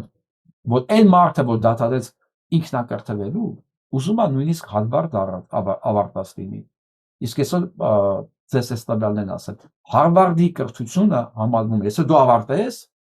5 տարի չվերապատրաստվես, 5 տարի հետո Հարվարդի կրթությունը դառնում է միջին կրթություն։ Պատմությունը գնում առաջ, տեխնոլոգիան գնում առաջ, ոչ մի բան չկա, ես սովորել եմ, ես արդեն գիտեմ։ Ոնց կարելի է նման բան ասել, սովետը գոյություն չունի արդեն 30 տարի ավել։ Ոնց կարելի է մարդուն ասել, ու եթե մի բան գիտես, դա սովետական կրթություն է։ Սովետական դպրոցում ես շատ եմ սովորել, ես սովորել, բայց ես սովորել եմ իմ դասատուների շնորհիվ, սովորել նաև, չէ։ Ինչ եմ ուզում ասեմ, ժողովուրդ, այն ինչ որ կա, եղել է։ Ու պետք չի սովորելու մենակ հանգամանքը հաշվի առնելով աչք փակել նրա վրա այն ինչ որ եղել է։ Ես երեք նայում էի դոկումենտալ ֆիլմ, օրինակ 3 գումարած 2, գիտեք, մեր հայ ռեժիսորի նկարած ֆիլմը, որը նկարվել է 62 թվականին, ցուցադրվել է 63 թվականին։ Մեկ էլ ես հիշեցի, որ մինչև 65 թվականը գուլագները դեռ գործում էին։ Դուք պատկերացնում եք այդ ֆիլմը, որ նայում եք թեթևություն, բան, սովետական կյանք, ռադիո, բան, մարդիկ հանգստանում են։ Դա այն իրականությունն էր զուգահեռ, որ ցույց էին տալիս, որ նկարում եւ ցույց էին տալի կինոթատրոններում։ Եվ մի հատ ուրիշ խայտարակ իրականություն կար, որ միլիոններով մարդիկ կիսամեռ ապրում են այնքան, մինչև կմեռնեն։ Ու այդ ընթացքում աշխատում էին հանքերում, ուրանի հանքերում, ոսկու հանքերում, ածխի հանքերում, անտառ էին կտրում սարսափելի պայմաններով, մինչև կմեռնեին։ Ընդդեմ ոչ մեկ հետ չէր գալի։ Հազվադեպ մարդիկ, որ կարողանում էին հետ գալ։ Նույնիսկ եթե վերջանում էր 10 տարի դատվածը, 15 տարի, տեղում ավելացնում էին, առանց դատարան, առանց ոչ մի բան։ Ինչ եմ ուզում ասեմ, կա երկու իրականություն, մեկը հերոստացույցի ցույց տված իրականությունն է, մեկը իրականությունը, սիբիրյան իրականությունը։ Այ ոնց որ հիմա Հայաստանում մի հատ հմեկյան իրականություն կա, մի հատ իրականություն կա։ Եվ մարդիկ, որոնք սովոր են այս կինոների եւ հերոստացույցի իրականությանը մենակ մտիկ անել եւ դրանով կարծիք կազմել եւ շնորհակալ լինել դրա համար։ Իրանք ուղղակի, ասենց ասեմ, չեն տիրապետում իրավիճակին, ես չեմ ուզում կոպիտ բառեր ասել։ Ու չտիրապետելով ամբողջական իրավիճակին փորձել տիեզերական ճշմարտություններ հրապարակել, հա, մարդկանց դատել, ամոթանք տալ։ Կարծում եմ առնվազն, ճիշտ չի։ Գնանք առաջ։ Գերմանիան եկել է հասել է բանի Լիտվայի սահմաններին եւ Նետանյահուն շատ նեղված է, շատ ներված Գերմանիայի հայտարարանը մերցի հայտարարությունից, որ ասում է կներեք, Ստարմերի հայտարարությունից, որ հայտարարել է, որ բան են կիրառելու, պետք է կիրառել սանկցիաներ կիրառել Իսրայելի նկատմամբ այս ցեղասպանությունը շարունակելու համար։ Ասում է, որ ինքը ընտրել է մարդկության սխալ կողմը, wrong side of humanity։ Պատկերացնում եք, մարդկայնության սխալ կողմը ընտրել, այսինքն ինքը մարդկայնության ճիշտ կողմն է։ Ես վստահ եմ, որ հիմա ինձ նայում են մարդիկ, որոնք ասենք նորմալ են համարում, որ ասենք Իսրայելը տադիուկես է ցեղասպանությունը։ Այս տադիուկես առնվազն եմ ասում։ Եթե հիմա մեկներ կասի, բա հոկտեմբերի 7-ի դեպքերը, հոկտեմբերի 7-ի դեպքերն էլ Նետանյահուի կազմակերպածներ։ Իր թողտվությունով այդ ամեն ինչ եղել։ Եթե մեկը կարող ասի չէ, ես կասեմ ինքեջը, եթե չէ, ուրեմն Իսրայելի մասին չխոսալ որպես ռազմետկա ունեցող, բանակ ունեցող, պաշտպանություն ունեցող, մի խոսքով։ Մենք այդ ամեն ինչը տեսած մարդիկ ենք, մենք 44 օրյա պատերազմ տեսած մարդիկ ենք, մեզ հնարավոր չի խաբել։ Եվ Նետանյահուն ասում է, մերցը, ասում, Ստարմերը դներեք, սխալ ճանապարհ ընտրել, սխալ մարդկության սխալ կողմն է ընտրել, չի նշանակում սանկցիա Իսրայելի նկատմամբ։ Իսրայելը իրավունք ունի ամեն ինչ անելու։ Դե ես չեմ վիճարկում դա իրավունք ունի, թե իրավունք չունի, ես ունեմ իմ կարծիքը, որը համընկնում է Ստարմերի կարծիքի հետ։ Հասկանալով հանդերձ, ես չեմ կարող պարտադրեմ, ես այդ լիազորությունների չունեմ, ոչ էլ այդ պարտավորվածություն ունեմ, ինչ որ մեկին կարծիք պարտադրել կամ համոզել, որ չի կարելի սպանել, չի կարելի ցեղասպանություն իրականացնել։ Եվ որ դու անկես խոսում ես, նույնիսկ պարզվում է դու մարդկության նկատմամբ սխալ կողմ ես ընտրել ըստ Նետանյահուի։ Եվ այսպես Մարիարթող Սուրբ Շմիածինը ստահող է որակել Կովկասի մուսուլմանների վարչության նախագահի արտահայտությունը։ Եթե հիշում եք, երեք ես դա մասին խոսացի, որ դրանք հայտարարել են, որ Փաշազադեն, թե իբր Հայաստանում եւ տարածաշրջանում տասնյակ դարեր գործող հայկական սրբավայրեր, անգամ 1700 Սուրբ Շմիածինի մայրտաճարը գտնվում են պատմական ադրբեջանական հողերում եւ հայերը որպես թե յուրացրել են այդ տարածքները եւ վերջում էլ ավելացել է, որ հայերը եւ հայ-արգելական եկեղեցին ամենամեծ վտանգն են Կովկասում։ Վերջապես եկեղեցին ինչ որ մի ձև արձագանքեց, ինչպես երեկվա ԱԳՆ-ն էր արձագանքել, որ Հայաստան Արևմտյան Ադրբեջան չի։ Ինչ եմ ուզում ասեմ, եկեղեցի, ԱԳՆ, Սիրունյան, Նիկոլ Փաշինյան, հին առակը հիշում եք, եմ որ ասում է, երբ որ կռացած կանգնած ես, մի զարմացի, երբ որ դիրքիցդ օգտվում կա։ Ու մեկ հատուկ ենտես չեմուչումը, վայ մի արա, վայ ես ինչ ես անում, հեչ համոզիչ չի, բացարձակապես համոզիչ չի։ Այ համոզիչ կլիներ, գիտեք ինչ, երբ որ ԱԳՆ-ն ամեն օր հիշացներ, որ ցեղասպան երկիր Ադրբեջանը, ոչ թե ասել ողջունում եմ եվրոպական այդ միջոցառումը դեռ անցկացնելը, որ առաքելական եկեղեցին ամեն օր իր հնարավոր մեդիաներով տարածել, որ ցեղասպան թուրքերը ամբողջ Արցախի հայկական մշակույթն են ավիրել, ինչպես Նախիջևանի խաչքարներն էին ավիրում, չէ՞ որ այդ ամեն ինչը փաստագրված ձայնագրություններ կա, բայց դա չի արվում։ Ու կռացած դիրքով այն կոկետություն անել, թե վայ մի արա, վայ ես ինչ ես անում, վայ ես ոնց եղավ, սա արդեն ծիծաղելի չի։ Ու ոնց կարող է սա լուրջ ընդունվի, ու ոնց կարող է իրանք սթափվեն հանկարծ այս հայտարարությունից։ Չէ, սա ընդամենը մի հատ բան է, այն կոկետությունը, որ մենք ինքան էլ համաձայն չենք։ Ճիշտ է, մենք կռացած կանգնել ենք ձեր դեմ, բայց այդքան էլ համաձայն չենք նրա հետ, ինչ որ դուք մեզ անում եք։ Այս վիճակն է։ Ու այս վիճակի եւ ամբողջ սրանց վարկագծի լավ բացատրություն է տալիս մի հոյակապ տիկին։ Ուզում եմ իրեն լսենք ու դրանով այսօրվա հանդիպումը մեր հաղորդումը ավարտենք։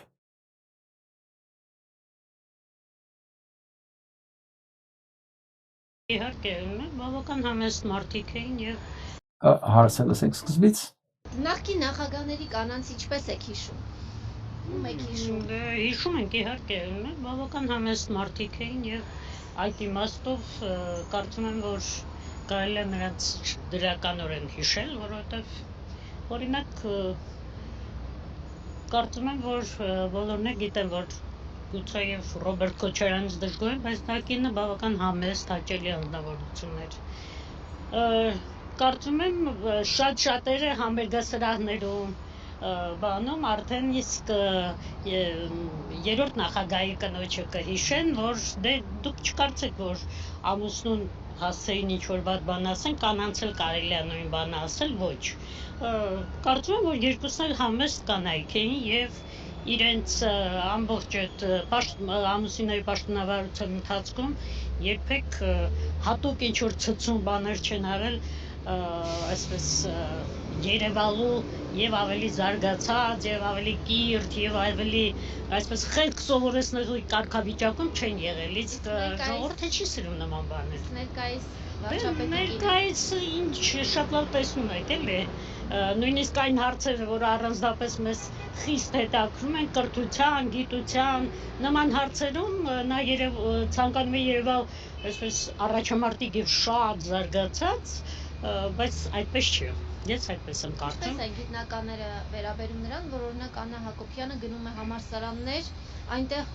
ցույց տալու համար, որ ինքը ընդհանրապես գիտությունից բան չի հասկանում։ Այդա։ Իրեն քննադատողներին անվանում է էշ եւ ոչի։ Ով է անվանում ինքը։ Աննա Հակոբյանը։ Բե հիմա շատ լավ գիտեք, թե ինչ եմ մտածում այդ մասին։ Բայց իսկապես ժողովրդի կարծիքը հարկավոր է հարցնել, բայց կարծում եմ առանց դրա երևում է, էլի, որ ինչ, բայց այդ հարցում ժողովուրդը եւ դժգոհ է եւ կարծում եմ, որ գիտության ու կրթության հարցում միանգամայն սխալ քաղաքականություն է գնում, որովհետեւ ամեն մարդ կարծում է, թե ինքը մեծ դերակատարություն պիտի ունենա այդ հարցում, անկախ սա գիտությունների ակադեմիայի լեզվի ինստիտուտն է, աշխատում են մարդիկ, հրաշալի արդյունք են տվել տարիներ շարունակ եւ հիմա եկել է մի ժամանակ, երբ որ պիտի պարզապես առաջընթացի սպասես, ոչ թե ամեն ինչ խառնշտելու, իրար այսպես ցավ պատճառելու համար, ասենք, լավագույն հատվածը պարզապես դատարկելու, դա այդտեսեք հիմա հենց հիմա ակադեմիայի այդ համակարգում, չգիտես ինչու, մարդիկ, որոնք գաղափար չունեն առանձնապես գիտական ոչ կյանքից, ոչ գործունեությունից, հենց հիմա այդպիսի գործունեության է ստացվել, որ Աննա Հակոբյանն է, հա, դարձել Հայաստանի թիվ 1, այսպես ասած գիտնական կրթողը։ Ցուցամուլ կանայք հենց այդպես է վարվում են եւ մտածում են, որ գուցե այդ ձևով, դե քանի որ մեր ժողովրդի կրթական մակարդակը այնքան է իջել, որ այդ ձևով կարելի է տպավորություն թողնել, թե իրենք խիստ այսպես այդ հարցում նախանձախնդիր, այդ հարցում չափազանց այսպես իրենց լավ դրսևորած մեկն են, որը կարող է նաև այդ հարցում ժողովրդին կողմնորոշել, թե ով, որտեղ, ինչպես, դա արդեն տգեղ է, որովհետև ամեն մարդ պիտի իր գործով զբաղվի։ Ես չգիտեմ նրա գործը որն է, բայց ես գիտեմ իրենց թերթից եմ ծանոթ, առանձնապես ոչինչ չեմ տեսել, ոչ մի դրական բան առանձնապես չեմ տեսել։ Այսինքն այն ամենը, ինչով ուզում է երևալ ժողովրդին, դա փոքրինչ այսպես մի շրջան եղավ, որ թվաց, թե այո, իսկապես այդպիսի գործունեություն են ծավալում, հետագայում ես զգացի, որ դա պարզապես քայլ անելու, առաջ գնալու ցանկություններ, նրանց դա հաջողվեց, բայց չգիտեմ, հիմա եթե Աննա Հակոբյանի այս մոտեցումը հանրությանը կրթելու կամ առհասարակ, հա, այսպես աչքի ընկնելը ավելի շատ Նիկոլ Փաշինյանի վարկանիշի վրա դրական է ազդում, թե բացասական։ Կարծում եմ ձեր ասածը ռետորական հարցում է ընդհանրապես։ Այսինքն դուք արդեն պատասխանը գիտեք, որովհետև շատ լավ տեսնում եք, որ ժողովրդին դա առանձնապես դուրս չի գալիս։ Եթե ամուսինը պաշտոնյա է, կնոջը ստացվում է մի քիչ ավելի համեստ եւ իր գործունեության մեջ պարզապես նրան այսպես օգնող, նպաստող դիրքում պիտի լինի, մինչդեռ ես կարծում եմ ավելի շատ փչացնում է այն տպավորությունը, որ կարող էր երբևէ լինել, բայց դե մենք ճանաչում ենք, էլի գիտենք ով ժամանակին ինչ որտեղ բան, ինչպես, եւ հիմա նման գործունեությունը անհամեստության, Ընդամենը ասենք անհամեստություն, լավ, այդպիսի բան։ Ես չեմ կարծում, որ որևէ մեկը նրան խիստ համակրում է, կան մարդիկ, որոնք այն ամենից ինչ որ դրսից եկող այդ ինչ օգնություն, դրսից եկող այդ ինչ ասեմ, վճարները, որ եկել են հասարակությանը ինչ որ ձևով կրթելու, առաջ տանելու համար եւ այլն, ահա, հենց դրանից իրենք էլ օգուտներ են ստանում եւ դրանից ղեկավարներից ով կարող է գալ Հայաստանի վարչապետ, որպեսզի երկիրը ավելի կայուն վիճակում հայտնվի։ Գիտեք, ախր մենք այնքան բաներ տեսանք, որ արդեն ոչ մեկին է չես զստանում, բայց շատ կարգին մտավորականներ կային, հրաշալի մտավորականներ կային։ Պարտադիր չի, որ հենց ի սկզբանե ասենք այնպեսին ինչպեսին մենք պատկերացնում ենք, ասենք Դեմիրճյանը կհանդիպի բան։ Ես օրինակ ինձ համար միշտ լավագույն ղեկավարի օրինակ եղել է Դեմիրճյանը, ես կարծում եմ, որ պիտի գոնե նրա այդ շատ գեղեցիկ, շատ լավ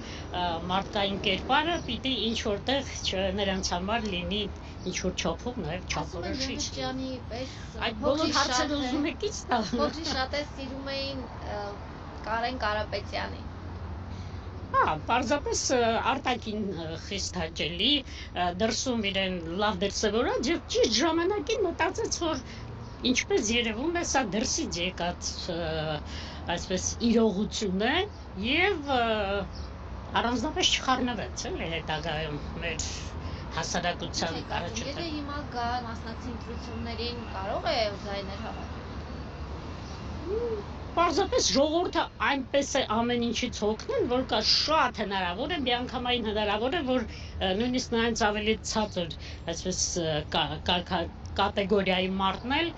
էլի հաջողությունն ունենա միայն այն պատճառով, որտեղ բոլորը փոփոխություն են ուզում, բոլորը։ Միայն գիտությունը, կրթությունը չի, հազար ու մի բան կա։ Կրթությունը, խնդրեմ, դա տրանսպորտից սկսած երևում է, որ ոչ դպրոցում, ոչ որևէ տեղ երեխաները այնպիսի կրթություն չէին ստանում, ճիշտ է, դա համաշխարհային իրողություն է, բայց հա, ձեռքներին է իրենց այսպես կոչված համացանցը, ձեռքներին իրենց հեռախոսները, նրանք անընդհատ ուշքումիքներ այն է, թե ինչով կարող են զբաղեցնել իրենց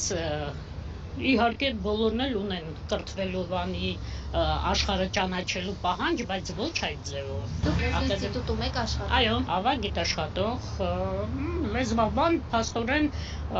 որը հիմա տեսնում է, որ երևի բարբարա Ավագ գիտաշխատող եւ լեզվաբան։ Ուզում հասկանանք ով այս ամեն ինչի մասին այսքան գիրք գրագետ եւ հավասարակշռված խոսում։ Նես տպավորությունը, որ մենք ես առնվազն գոնե ստիկնոջ հետ երկար ժամանակ մենք իր հետ կիսել ենք այս մտքերը։ Բազմազգապես չեմ ճանաչում, որը վկայում է մի բան, որ այն ինչ որ կա, իրականությունն ու շատերի համար դա հասանելի է։ Գետ նաեւ, բայց բարբարագետ լինելը չի նշանակում մեծ բավականություն ստանալ, երբ ձեր երկրի ղեկավարը հենց բարբարով է արտահայտում։ Չի կարելի ընկերներ, բա մեր արդի գրական հայերենը ով պիտի օգտագործի, եթե ոչ մեր ղեկավարները։ Մի խոսքով, այս վերջին շրջանի հատկապես այդ ազգային ժողովի բոլոր տեսակի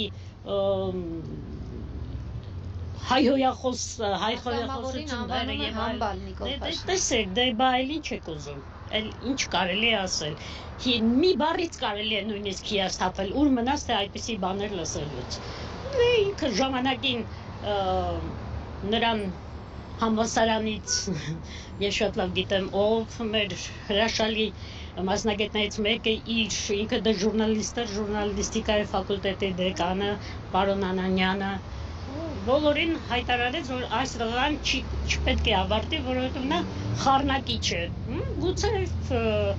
Սա այդ պատմությունը իրան շպրտել են բանիստու խառնակիչ լինելու համար։ Ընդ որում Անանյանն այն մարդն է եղել,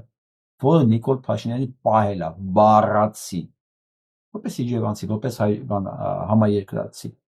ու խառնել է դավաճանել է նույնիսկ այդ մարդուն։ Սաման ստոր կենթանի